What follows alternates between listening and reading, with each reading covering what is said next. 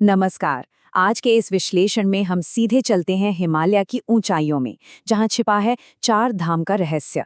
एक ऐसी यात्रा जिसे सच में जीवन का अल्टीमेट लक्ष्य माना जाता है। ये सिर्फ कुछ पहाड़ों पर चढ़ने का सफर नहीं है, बल्कि अपने अंदर झांकने और आत्म शांति को पाने का एक बहुत बड़ा अनुष्ठान है। तो चलिए, बिना किसी देरी के इस कमाल के सफर को शुरू करते हैं। ओके, तो चलिए फटाफट देख लेते हैं इस आभासी तीर्थ यात्रा का एजेंडा।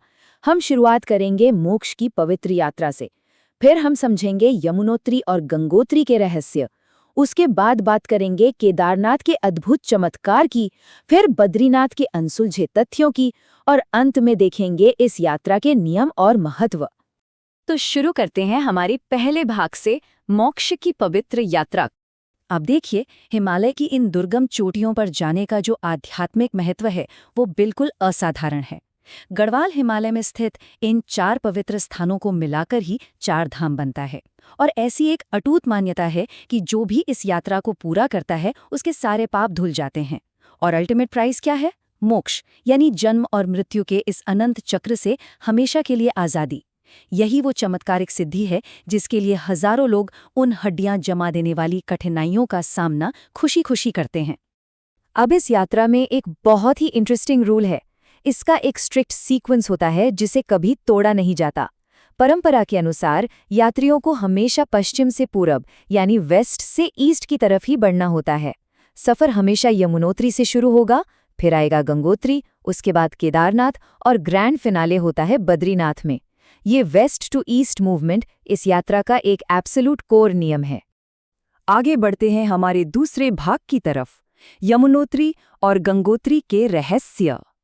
तो जैसा कि हमने देखा, सबसे पहला पड़ाव है यमुनोत्री। ये पवित्र स्थल माता यमुना को समर्पित है।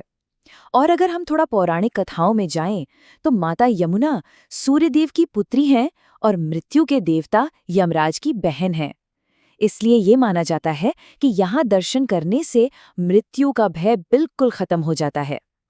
एक ऐसी पावरफुल जगह से यात्रा की शुरुआत करना अपने आप में एक बहुत गहरा आध्यात्मिक कदम है। और यहाँ की सबसे हैरानकुन बात पर गौर करते हैं जो लिटरली किसी का भी दिमाग घुमा दे। एक तरफ बाहर का जमाने वाला -डिग्री का टेम्परेचर होता है, वहीं ठीक दूसरी तरफ है सूर्य कुंड नामक एक नेचुरल गर्म कुंड, जिसका पानी लिटरली उबलता रहता है। इतना ज्यादा कि लोग इस उबलते पानी में चावल और आलू की पोटली डालकर पका लेते हैं, जो बाद में प्रसाद बनता है। चारों तरफ बर्फ और ठीक बीच में खौलता हुआ पानी। प्रकृति का इससे अद्भुत कॉन्ट्रास्ट भरा और क्या हो सकता है। यमुनोत्री के बाद ये सफर धीरे धीरे पूरब दिशा में आगे बढ़ता है और पहुंचता है गंगोत्री। ये वही महान और एपिक स्थान है जहां माता गंगा ने धरती पर अपना पहला कदम रखा था। कहा जाता है कि राजा भागीरथ की एकदम कठोर तपस्या और दृढ़ संकल्प ने ही गंगा जी को स्वर्ग से धरती पर आने के लिए मना लिया था, ताकि उनके पूर्वजों का उद्धार हो सके। इस जगह की ठंडी हवाओं में आज भी उस भारी तपस्या की गूंज और ऊर्जा बिल्कुल साफ महसूस होती है। गौरीकुंड के ठीक पास का नजारा सच में रोंगटे खड़े कर देने वाला है। वहां नदी के पानी में डूबा हुआ एक नेचुरल शिवलिंग है। कहा जाता है कि गंगा का फ्लो इतना ज्यादा अग्रेसिव था कि वो अपने साथ पूरी धरती को बहा ले जाती। तब भगवान शिव ने ठीक इसी जगह पर उस विशाल धारा को अपनी जटाओं में रोक लिया था। आज भी यहाँ की भौगोलिक संरचना इन एंशिएंट स्टोरीज का एक परफेक्ट जीता जागता प्रमाण देती है। अब चलते हैं हमारे तीसरे भाग पर, केदारनाथ का अद्भुत चमत्कार। केदारनाथ ये पूरे देश के 12 ज्योतिर्लिंगों में सबसे ज्यादा ऊंचाई पर स्थित है। इसका कनेक्शन सीधा महाभारत के महायुद्ध से है। युद्ध के बाद पांडव यहाँ आए थे भगवान शिव से अपने किए गए पापों की माफी मांगने। कहा जाता है कि उन्होंने ही इस मंदिर का ओरिजिनल बेस बनाया था। तब से लेकर आज तक सदियों से ये विशाल और प्राचीन स्ट्रक्चर बिल्कुल सीना तान कर खड़ा है, जो किसी बड़े मिरेकल से कम नहीं लगता। लेकिन 2013 में जो हुआ उसने तो पूरी दुनिया को डीपली शॉक कर दिया था। जब हर तरफ तबाही मची थी और भयानक बाढ़ का पानी सब कुछ बहा ले जा रहा था, तब अचानक पहाड़ से एक विशाल पत्थर गिरा, जिसे अब भीमशिला कहा जाता है, और वो मंदिर के ठीक पीछे आके अटक गया। इस एक सिंगल जायंट रॉक ने पानी की उस जानलेवा धारा को 2 हिस्सों में डिवाइड कर दिया, और 1000 साल पुराना ये वास्तुशास्त्र का मार्वल कंप्लीटली बच गया। प्रकृति के उस रौद्र रूप के सामने भी ये मंदिर वैसा का वैसा ही खड़ा रहा। Totally mind blowing. आइए अब पहुंचते हैं भाग 4 पर, बद्रीनाथ के अनसुलझे तथ्य। तो इस सफर का एकदम अल्टीमेट ईस्टवर्ड डेस्टिनेशन यानी अंतिम पड़ाव है बद्रीनाथ। ये पूरा का पूरा क्षेत्र सृष्टि के पालनकर्ता भगवान विष्णु को समर्पित है। एक तरह से देखा जाए तो 4 धाम की ये लंबी, थका देने वाली पर मैजिकल यात्रा यहीं आकर अपना मूल लक्ष्य पाती है, एकदम परफेक्ट ग्रैंड फिनाले। और यहाँ आकर प्रकृति एक और बड़ा सरप्राइज देती है। यहाँ का तप्त कुंड, जिसमें 24 घंटे 7 दिन नेचुरल गर्म पानी फ्लो करता रहता है। अब जरा लॉजिकली सोचिए, इतनी एक्सट्रीम ऊंचाई पर, जहां चारों तरफ सिर्फ बर्फीली हवा और ग्लेशियर्स हैं, वहां लगातार खौलता पानी लगातार कहां से निकल रहा है? ये एक ऐसी चमत्कारिक मिस्ट्री है जिसे मॉडर्न साइंस और टॉप जियोलॉजिस्ट भी आज तक डिकोड नहीं कर पाए हैं। यही वो एग्जैक्ट पॉइंट है जहां आकर विज्ञान के लॉजिक खत्म हो जाते हैं और आस्था की शुरुआत होती है।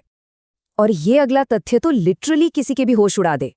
जब हेवी स्नोफॉल के कारण सर्दियों में बद्रीनाथ मंदिर के कपाट बंद कर दिए जाते हैं, तो उसके ठीक पहले अंदर एक अखंड ज्योति जलाई जाती है।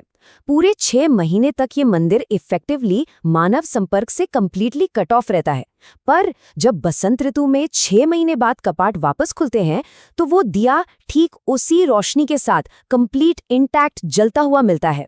हर सिंगल साल ये मिरेकल दोहराया जाता है। इनक्रेडिबल है ना? अब अंत में आते हैं हमारे 5वें भाग पर, यात्रा के नियम और महत्व। तो इस पूरी एक्सरसाइज का अल्टीमेटली लॉजिक क्या है?